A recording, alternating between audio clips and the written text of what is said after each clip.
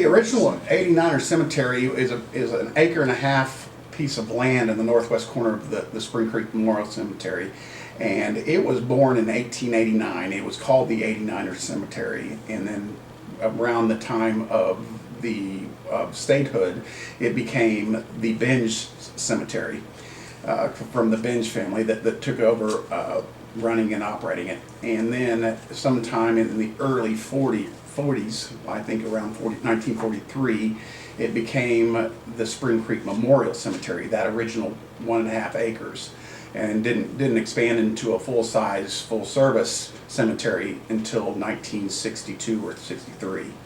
So we're hoping to get it on the Oklahoma Historical Registry in order that more people can become aware that there are actually true Sooners that are buried in the original cemetery property. So that's our goal, is to get all of this history and heritage onto a database and into the historical records, so that Oklahoma families can know some of the history and know that the families that were originally here at the time. The next step for us is to actually go do the research and put the records of the old 89er cemetery, the original 89er cemetery, which is located on the northwest corner of the property, and get that heritage into the database as well, and do some of the research that is required to get that information. I believe it's very important because there's a lot of families that have connection, and it helps with the history of our state, and knowing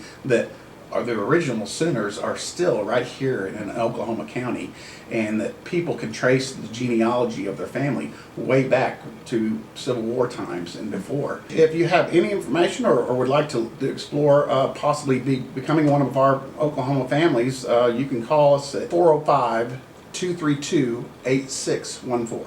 And we have a website. It's www.springcreekmemorial.com. You can come and talk to me anytime, and I can look up records for you and help out with any history that you might find interesting.